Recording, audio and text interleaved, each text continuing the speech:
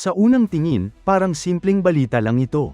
Pero kung totoo ang direksyon ng nangyayari ngayon, maaaring malaking pagbabago ito sa plano ng Pilipinas sa coastal defense. Ang tanong ngayon, hindi na ba BrahMos ang susunod na bibilhin ng Pilipinas? At kung hindi nga, ano ang pumapalit? Mas mura ba, mas epektibo, o mas delikado para sa mga posibleng kalaban ng bansa? Dahil ayon sa mga lumabas na impormasyon at sa ulat ng Max Defense Philippines, mukhang mas lumalawak pa ang options na tinitingnan ngayon ng Philippine Navy para sa anti-ship missile systems. At kapag pinagdugtong-dugtong ang mga detalye, makikita natin na hindi lang pala iisang missile system ang gustong sandalan ng Pilipinas sa hinaharap.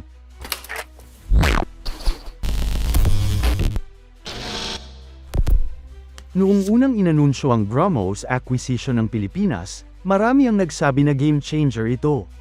At hindi naman sila mali. Ang BrahMos ay isa sa pinakamabilis na anti-ship missile sa mundo. Kayang tumama ng target sa supersonic speed, ibig sabihin mas mabilis pa sa bilis ng tunog. Hindi biro ang epekto nito dahil sa modernong naval warfare, mahalaga ang reaction time. Kapag mas mabilis ang missile, mas kaunti ang oras ng kalaban para mag-react, umiwas, o mag-intercept. Kaya nga noong kumuha ang Pilipinas ng BrahMos batteries mula sa India, maraming defense analysts ang nagsabi na isa itong malaking hakbang sa modernization ng bansa. Pero habang lumalalim ang pag-aaral ng militar sa aktwal na depensa ng Pilipinas, may lumalabas na isang katotohanan. Hindi sapat ang iisang missile system lang. At dito nagiging interesante ang bagong impormasyon. Ayon sa Philippine Navy, tinitingnan nila ang iba't ibang coastal defense systems para sa iba't ibang range at iba't ibang kondisyon. Ibig sabihin, hindi one-size-fits-all ang plano. Halimbawa, kung may target sa mas malapit na distansya, baka hindi praktikal na gumamit agad ng napakamahal at long-range na missile. Sa military planning, importante rin ang efficiency. Parang sa totoong buhay lang.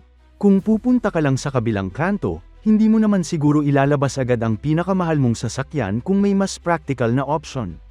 Ganito rin sa military systems. Hindi lahat ng sitwasyon kailangan ng pinakamalaking armas. At dito pumapasok ang isa sa mga sistemang matagal nang pinag-uusapan, ang NMESIS ng Amerika. Ang NMESIS o Navy Marine Expeditionary Ship Interdiction System ay gumagamit ng Naval Strike Missile o NSM ng Norway. Sa unang tingin, mas maikli ang range nito kumpara sa BrahMos. Pero mayroon itong ibang kalamangan. Una, mas compact ang sistema. Mas madaling ilipat mula sa isang lugar papunta sa iba. At para sa bansang gaya ng Pilipinas na binubuo ng napakaraming isla, napakalaking bagay niyan. Isipin ninyo, sa oras ng tensyon o emergency, maaaring mabilis na ilipat ang missile system mula Luzon papuntang Visayas o Mindanao. Pwede rin itong mabilis na ilagay sa strategic locations. At dahil mas maliit ito, mas mahirap din itong ma-detect. Sa modern warfare kasi, hindi sapat ang malakas lang. Kailangan mobile ka, kailangan flexible ka, at higit sa lahat, kailangan mahirap kang targetin. Pero hindi lang NMESIS ang lumalabas sa usapan. May isa pang nakakakuha ng atensyon, ang Japan Type 88 Anti-Ship Missile System. Ayon sa mga ulat, posibleng magkaroon ng transfer ng ganitong missile system mula Japan papunta sa Pilipinas. Kung mangyayari ito, malaking dagdag din ito sa depensa ng bansa. Mas maikli rin ang range nito kumpara sa BrahMos. Pero sa mga lugar gaya ng Northern Luzon at Luzon Strait, maaaring sapat na sapat ito para sa tinatawag na A2AD o Anti-Access Area Denial Strategy. Ano ba ang ibig sabihin niyan? Simple lang. Ang layunin ng A2AD ay gawing napakahirap para sa kalaban na makapasok o makalapit sa isang lugar. Hindi ibig sabihin kailangan mong sirain lahat. Minsan sapat nang magpakita ka ng kakayahang umatake para mag-isip ng 2 beses ang kalaban. Parang may malaking aso sa bakuran. Hindi pa kinakagat ang magnanakaw pero minsan sapat nang makita yon para umatras siya. At mukhang ito ang direksyon ng Pilipinas. Hindi puro offensive capability, kundi mas malakas na deterrence capability. Pero dito mas umiinit ang usapan. Dahil ayon sa impormasyon ng Max Defense Philippines, may isa pang development mula sa India. Hindi lang pala regular BrahMos ang posibleng nasa usapan. May iniulat na offer para sa BrahMos o Extended Range variant. At kung pangalan pa lang ang pagbabasehan, mas malayo ang kayang abutin nito kumpara sa kasalukuyang bersyon. Mas mahabang range, mas advanced na capability. Pero may isang malaking tanong. Paano ito maaapektuhan ng MTCR o Missile Technology Control Regime? Ang MTCR ay isang international agreement na naglalayong limitahan ang pagkalat ng mga missile technology na maaaring gamitin sa malalayong strike capability. At dito maaaring magkaroon ng komplikasyon. Dahil kahit gustuhin ng isang bansa na magbenta ng mas advanced na missile system, may mga international rules pa rin kailangang sundin. Pero hindi rin dyan nagtatapos. Ayon pa sa impormasyon, mayroon ding posibilidad na ang Japan ay tumitingin sa pagbebenta ng kanilang Type 25 anti-ship missile system. At ito ang mas interesting. Dahil ito ang sinasabing pumapalit sa mas lumang Type 88 sa Japanese Self-Defense Force. Ibig sabihin, mas bago, mas modern, at mas advanced ang teknolohiya. Kung mangyayari ang ganitong acquisition o transfer, maaaring magkaroon ng malaking pagbabago sa missile capability ng Pilipinas. At kapag pinagdugtong mo ang lahat ng ito, parang unti-unting lumalabas ang mas malaking larawan. Hindi lang BrahMos ang plano. Mukhang bumubuo ang Pilipinas ng layered defense system.